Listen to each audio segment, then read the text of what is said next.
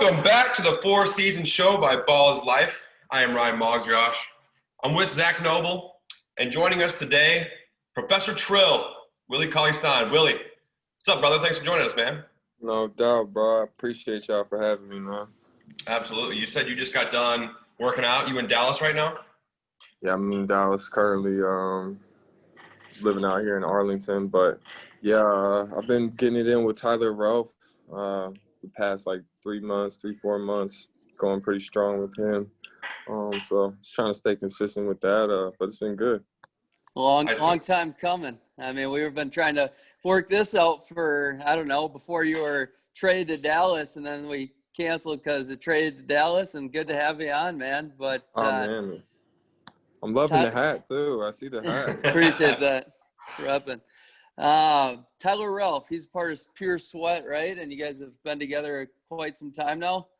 Yeah. We've been getting it, man. We've been going strong. We got a lot of content with them. But I've been doubling up the last 2.5, 3 weeks. So in the morning time, I go to the Dallas facility and work out with the coaches and everything there. And then after that, I go to Tyler's out in Plano. Tyler's got crazy handles. I've seen that on IG. Yeah. I mean, he really Nuts. should have a handle package in 2K, honestly. He really should. Oh, shit. How tall is he? Is he 6 foot? He's probably 6 foot. He's probably 5'11", 6 foot. His handles are so tight and everything's just so compact and easy for him, it looks like. Oh yeah, it's butter. He's moving that thing with ease for sure. I actually hate sometimes watching him do it. I'll be like, bruh, why you gotta move it so quick for? Why you gotta move it so easy? Dude, if you're doing that and you can do that at 7 foot, that's gonna be scary. Oh Best yeah, handles it's at gonna Pure be Sweat? fun, bro. Best handles at Pure Sweat? I mean, I don't know another trainer that's out handling him for sure. For sure. He's got the handles on lock. What are you guys working on? If you had to take one aspect of your game that you're looking to better for next season, what do you think that would be? So this summer we've been working on just expanding my game out more, with pick and pop threes and corner threes and trailing threes, and then also playing out of off the catch, off a pick and pop, or off of a transition, learning how to play off a closeout. So we just been really drilling corner threes, trailing threes, and then pick and pops, drag screen threes. I mean, just a lot of shooting, man, a lot of threes. And then, of course, I still do all the other touch stuff around the rim. And, right. But as far as what I'm trying to put in my game through this summer, it's definitely the 3-point shot and playing off of the closeout. I was going to say, that's the one thing that I've seen the most is if you do come off that pick and pop, you're working on guys that are closing out bad, either if it's too short, not respecting the three, or if it's too fast, too quick, and you can blow by. Yep, absolutely. Willie, I never thought you had bad form. I mean, I've been following you since college pretty closely. I never thought the form was bad, but you just really haven't taken too many attempts. I mean, you've been a decent mid-range guy your whole career, but why do you think that's been the case, and why do you think that's going to be different coming up? Is it coaches not allowing you to showcase what you can outside of the arc, or what's going on there? Well, I think a lot of it has to do with, you get labeled as a certain guy coming into the league, and the role that I had at Kentucky, people wanted that role in the league, and it's well, you're not giving me a chance to blossom into what ultimately I could become. You're just looking at this raw, athletic, oh, he can do that now. Well, he can do that. Well, you're not letting me really tap into the game. And that's what we're seeing now. We're seeing okay, Willie Caley-Stein is literally doing this every single day, twice a day, loves the process, loves the game, loves working with this guy. And we're showing you guys this every day, and we're expressing how much that I really, want this, and how much I really want to get my game to that level of eliteness of where, you know, like I feel like I am, and I haven't got to tap into yet in the game. And it has a lot to do with position. You know, I don't think I'm a center. That's straight up. You know what I mean? I'm playing the center role, but I don't think I'm a center. Can I play the role? Hell yeah, I could play any role. But mind frame wise, body wise, speed wise, nah, I think I'm a small forward, power forward. And I definitely think I could transition into that. And I think for my career, I need to transition into that. Because the game's expanding. I mean, the big guys weeding out. Like, if you can't shoot threes and run the floor and play defense, you're not going to play this game for very long. For sure. And, I mean, you had a success in that role coming out that they drafted you at. But, I mean, you were one of those guys that did have a lot of untapped out there because of the athleticism and the versatility. I mean, what you're purveying right now and what you're talking about. But with that said, I mean, the one word that stuck out is showcasing. I understand where you're coming from, and I can see why you would want to be doing that, because you need to prove to people that you can be that guy and to give you that chance, give you that green light. More so Rick Carlisle, if that's the way you decide to go this upcoming year and back to Dallas. But Right. I mean, at what point it feels like you've had a guy Yazoo following you around forever, and David Burks. I mean, it's one of the coolest things I've ever seen from their perspective.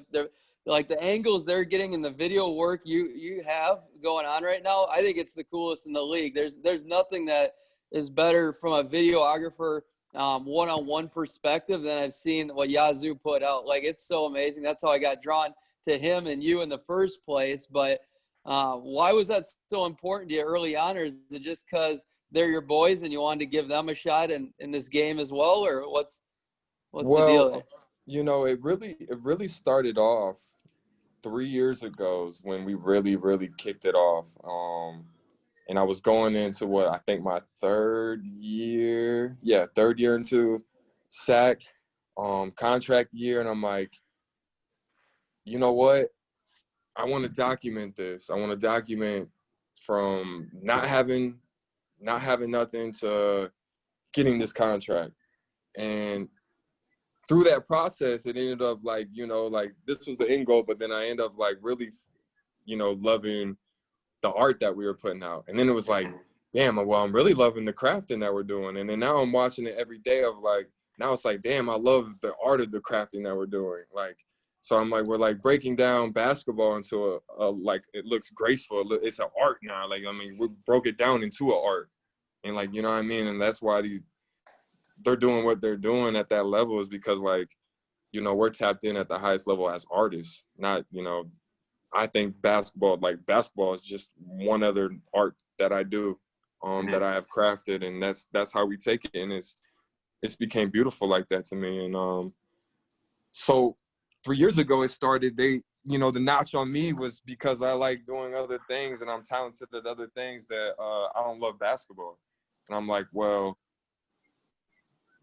okay, if I don't love basketball, why would I have dedicated my whole life to playing basketball and doing everything every day basketball and basketball this and basketball that? And it's like, okay, well, we're going to prove to you that I actually do love basketball because we're going to videotape it every single day. Like, if you didn't love it, I wouldn't do it every day. Like, and I think the world knows. I think you guys know off the personality that I have. If I ain't with it, I ain't going to do it.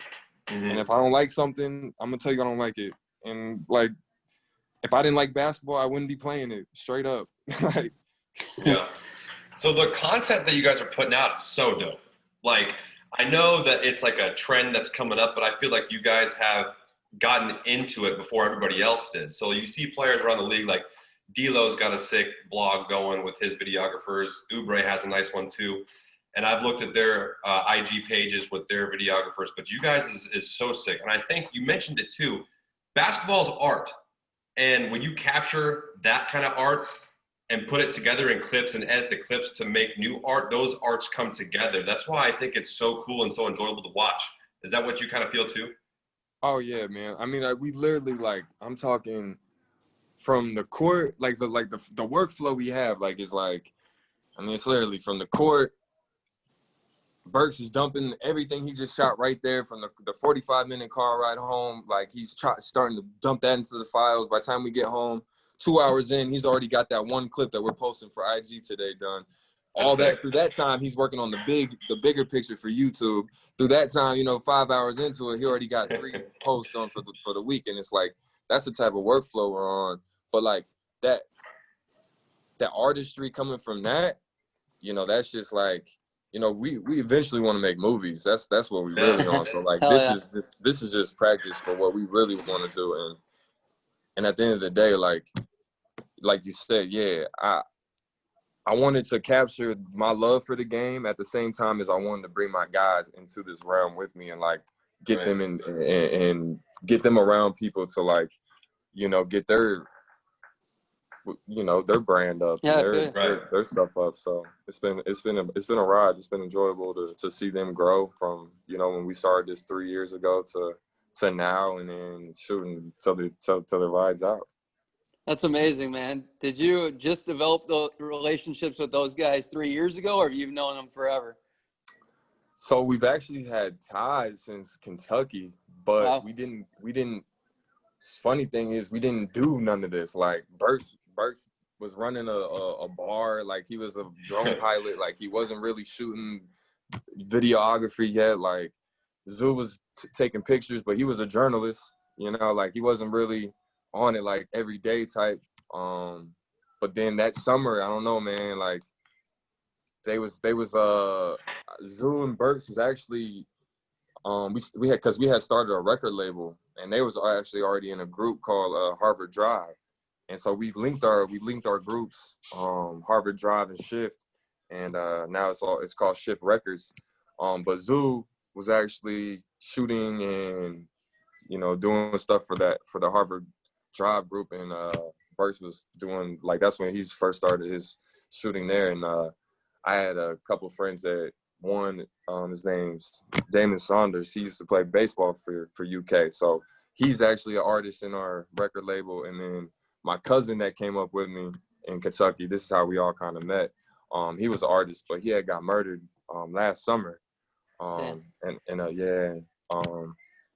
some crazy shit. So, but yeah, so we just been building the record label and building the visual art up and just trying to get it popping.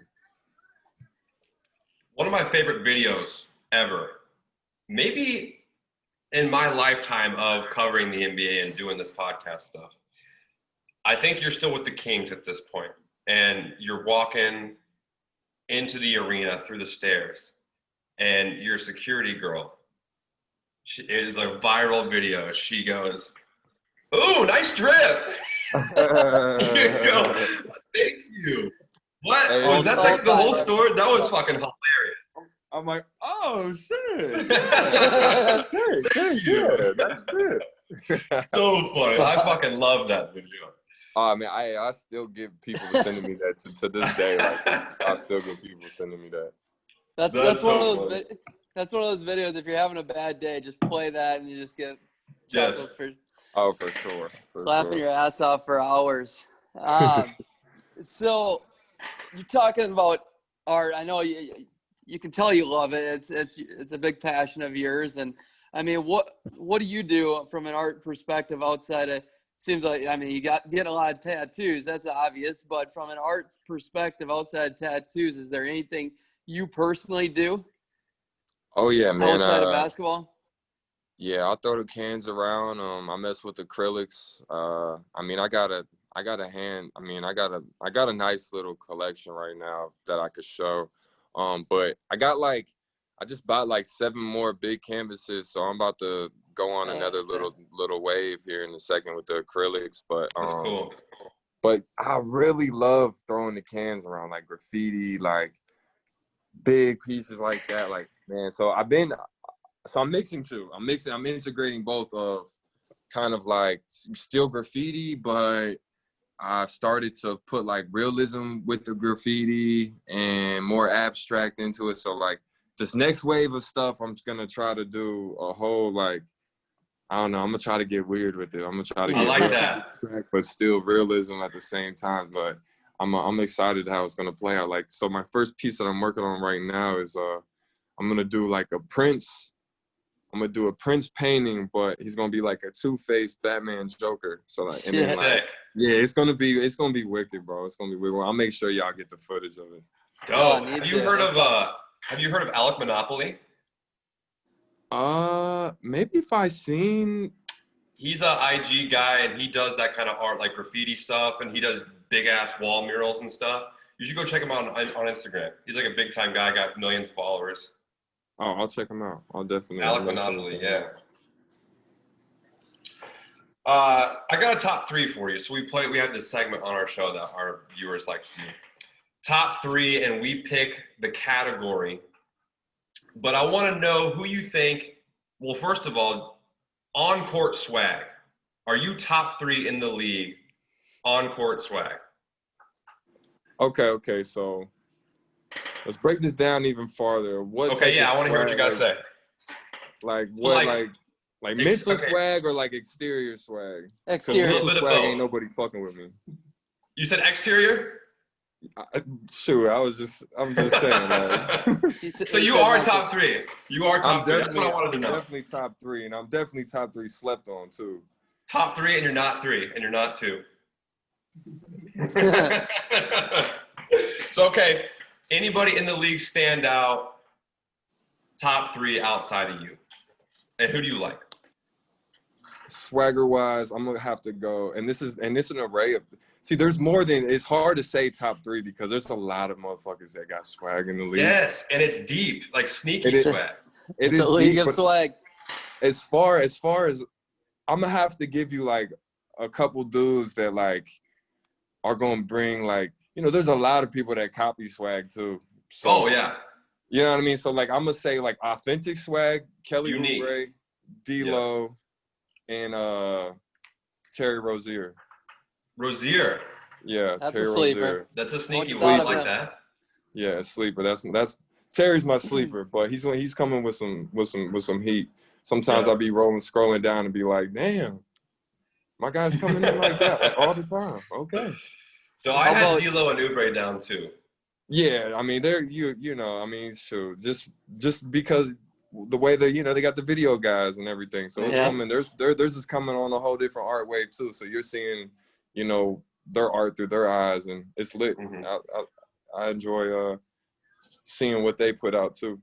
Yeah. Now, if it's strictly tattoos, besides you, who has some of the best tats? Not name those 2 guys. I mean, they're pretty good in themselves. Man, there's some. Now, I'll have to say the young dudes coming in has got the better tattoos now, honestly. Everything's evolving. It is, because, like, you know, I'll have to say, like the way Kuz and Zoe, like, when they first came in the league, they ain't had nothing. Yeah. That's I wish I would have done that, because then I would have. Yeah, I would have went crazy. I would have been calculated. I would have had my stuff like, you know, you could go to the best people. Like, man, when I was getting my first tat, I was in the kitchen. I was in, I was in a bathroom. I was, you know what I mean? I was on a couch. Like, I wasn't getting like the real. So when I finally got to those artists that could pull all my stuff together, you know, it got cool, because, you know, at the end of the day, it's just a journey and it's a story on your skin. So. Right. But seeing the young dudes come in and getting the good artists right away, and their stuff's calculated and it looks smooth. So if I could go back, that's my probably one thing I would say is like, man, I wish I would have waited to get super tatted. Yeah. So when you think about your tattoos, do you look at it more of an exterior meaning, like art for people and yourself on your body, or do you look at it more intrinsic, as in these things mean a lot to you inside? Well, it's both, but it's more inner. It's more for me. It's more for me to remind myself of what I need to do and what I need to take care of. Especially my face tats and my like throat, like my neck tats, like things like that people can actually see. Like, those are the things that I want people to like remember. You know what I mean? Like I want people to remember the 2 X's on my eyes. I want people to remember the PPP. Like, I want people to remember the Team Blake. I want the Hakuna Matata. You know what I mean? Like, all that means something. And that's like, everything means something that I have. Everything is calculated, but like it just took the journey to make it calculated, if that makes sense. I feel that. You said young guys and their new tats. Willie Hernan Gomez. You've seen his before. His is one of my favorites in the league. Well, because man, that Greek, that's like what it almost looked like the Greek gods and stuff. Yeah. Is that what people? Yeah. Man, see, that was like when I was already tatted up. I was like, man, I wanted a Medusa on my calf, but I already had this money tree and some other stuff going on. I'm like, man, I don't got nowhere where the Greek gods flow with. Like, it wouldn't flow. So I'm like, man, I wish I would have got a whole sleeve of nothing but Greek gods if I could go back and do that. Yeah. So seeing him, like, yeah, he does got his is sick. Yeah. No, I think Willie's just looks beautiful to me. It looks like it just flows. Like if I think of like anybody's tattoos that are just like pretty, I mean, I'm serious. Hey, shit. That's how. Bro, I'm glad, bro, because like I said, I was getting him in the kitchen, in the bathroom, and. With that said, here's a funny one. I heard Duncan Robinson on JJ Redick's podcast the other day talking about JJ coming back with his sleeve and getting respect around the league and what it did for his career, getting his sleeve and everything. And I could go into that for a while, but Duncan, that's the Justin Bieber effect. Yeah, exactly. And JJ's underlying factor in all of this conversation is like, Duncan, you're going to ask me if you should do this, shouldn't you? Aren't you? And then Duncan goes at the end of it, and gets around to it. It's just hilarious content and whatnot. And it'll be interesting if Duncan takes his wisdom and comes back with something special. But if DK come back with, hey, man, if he come back tatted, he's for real. Full ass sleeve. So my question for you was, name me one white guy you want to see get really tatted up. Pilot Hero. I could totally see that. Nah, but I want Birdman tattoo. That would be sick. I could totally see that though. Like some guy's swagger and some guy's personality, it matches up. Yeah. Nah, his on-court swagger is one of my favorites too. He's not scared of shit. He'll do whatever. Nah. Yeah, he's not afraid of anything. Nah, it's tough to watch. So, Willie, gotta ask you something personal. I mean, this hits home to us. We're diehard Kansas Jayhawk fans. I mean, you're from the blood of Kansas. I mean, right in the heart. What's your recruiting story in college? Was Kansas even in any consideration, or what happened there? How'd you end up in Kentucky and not Danny Manning's kiss of the big man? Well, honestly, I don't know how Kansas fumbled that bag, but they fumbled it. They fucked up. Yeah, bro. Honestly, I never even received a offer from them. Like personally, I never got reached out by Bill. I never got reached out by Danny Manning until, way after I had already left. I had got to talk to Danny Manning, but I was, like coming from the small town Kansas. I remember. I was an 8th grader, and I got to go on a visit to Kansas, and they were just building their stuff. The Twins just got there, and they was building a new locker room and stuff. And this is crazy because I'm one of my best friends is actually Brady Morningstar now. I actually remember him being like, one of the main guys that like I watched, and it was just so crazy. 4 or 5 years later from that point, like he's one of the first trainers to really get me in on my guard stuff, and it was just. It's crazy to like look back at like, man, when I was an 8th grader, I really wanted to I'm wearing the Orange Bowl hat. Like I was really wanting to go to KU, and like I ended up moving to Kansas City. I'm 20 minutes away, and I'm like, man, I'm playing against their sons. I'm thinking like, oh yeah, I'll do sport here because the football team ain't. So I'm like, well, shit, I'll go out there and see if I can play quarterback for him or something. That's how I was feeling, and then love it. But nah, I mean, I really never. I don't even think I even got an offer, man. And so yeah, that was just. It was weird. It was. I don't know how that got fumbled, but that was definitely one of the places that as a child that is like, man, everywhere I come from, it's either there or K-State. Yep. Yeah. I went to Blue Valley High School, So right by Northwest. And I think you were a freshman when I was a senior. But I don't think that we played each other my year because we're in different conferences, you know. But that would have been fun. Yeah, I wish I would have went to the Blue Valley District, honestly. Yeah. I mean, Northwest was the powerhouse back then. Dude, Like, they went and I had every year. ties to Northwest. You know, Really? Were you yeah, the Ben Richardson, Clayton Custer class? yes. So I think I was 2 years older than them, but I played with Clayton on my AAU team. He was my point guard. And so, like, man, yeah. So you guys Fritz, have been like, friends. dude, Fritz is the man. If I could go back and redo it, I wish I would have went to that school instead of. They get crazy publicity too. Like, he just coached McDonald's All-American game. I mean, dude goes to state every year. Yeah, he was in state. Like, I mean, when I was in high school, I think he went to. I mean, he was in state every year that I was in high school. So yeah. So are you still getting home to Kansas quite a bit? Pretty close to your heart yet? Kansas roots? Oh man, I try to get out there when I can. COVID really messed up my travel plans this year, and especially having the baby. Like, I still have family members that haven't seen the baby yet, so like we're trying to plan in the next week to get out there and see my family. I had bought my aunt a house, and I still haven't seen it yet. I bought it last summer, and I still haven't seen it yet. So she's trying to get me out there to see the house. And shoot, my cousin too had a baby at the kind of like the same time that I had a baby. So like I still haven't seen her yet. So yeah, I need to get out there and get some work done out there for sure.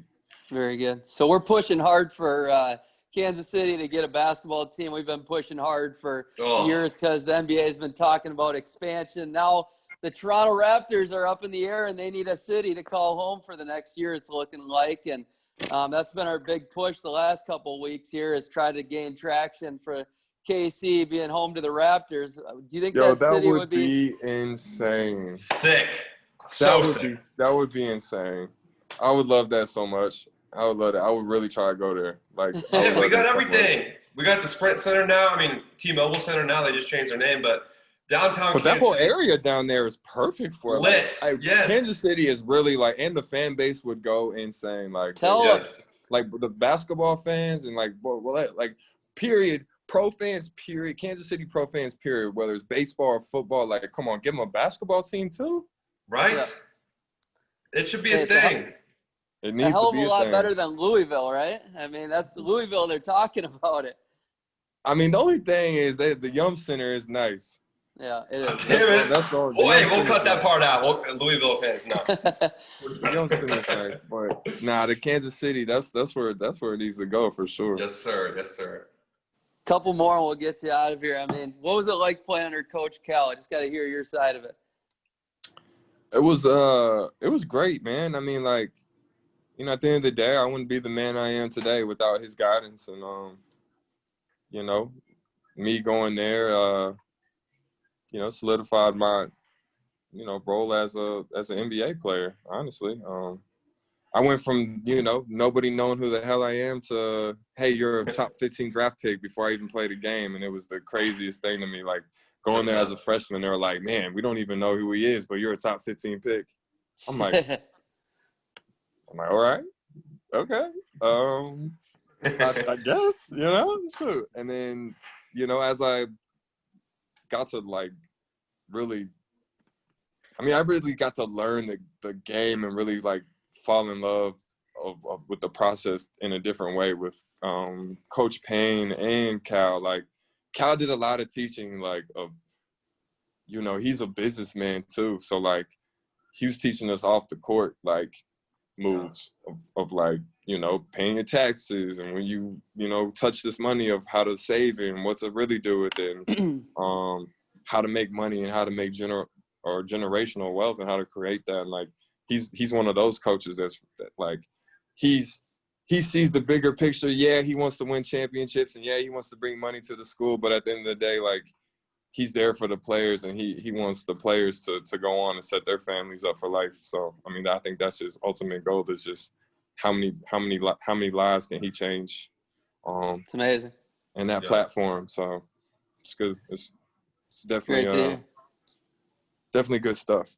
So last question for you. You got a huge decision coming up. I think it's this week or the next couple. Decide on that player option to stay in Dallas another year. Is that this week, or how many weeks you got? Bro, No idea. I've never heard of anything, so I'm Let like, the agent reach out. Nobody knows what's going on. Dude, I have no idea. I don't know what's going on. But now that you say that, I'm gonna ask when I get off the phone what it's looking like. But you definitely been thinking about it, I'm sure. I mean, what are the main factors to you in this decision if you're going to accept it outside of money, I guess? What factors are playing a big role in deciding if you want to stay in Dallas again? Well, I mean, that really is the only fact. Like, I love Dallas. I love the coaching staff. Me and Coach Carlisle's gotten really close through this last, 4 or 5 months.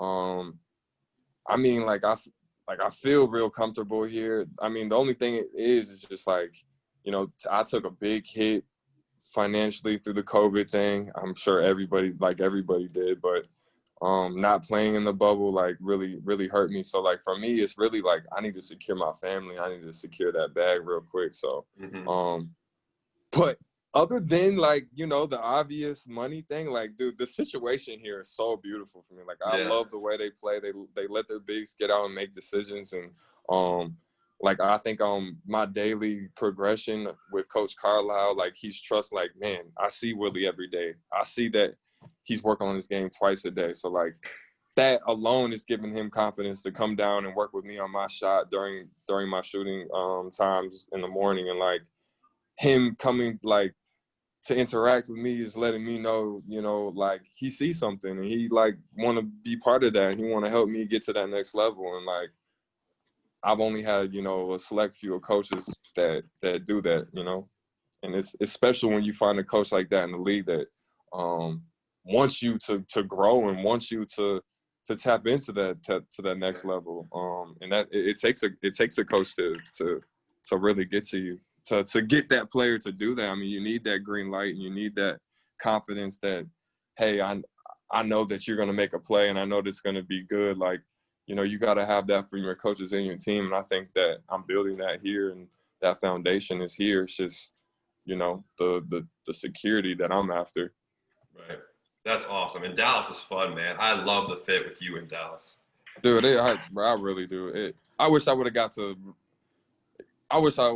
go to that bubble. You know what I mean? I think it was set up so perfect. It was set up so perfect for me to get busy and I'm hungry. I'm hungry, man. So it would have been just good to play. Because even from the trade, I didn't get the minutes that I was used to getting. So when I got in, bro, it was like a bloodlust. I'm like, where the ball at? Where the hoop at? I'm trying to go. I love it. So man, not playing for the last 7 months has been eating me. I played once today for the second time in the last 7 months, and it was bro, my endorphins is still going. I love it. Man, I finally played. So we like to hear, Willie. Yeah. On that note, we're gonna call it a wrap. Call that a bar. We appreciate you coming on, and it was good conversating with you. I really hope you do select Dallas because I do love the fit there for you. I understand if there's going to be other opportunities. You're a big that a lot of people need.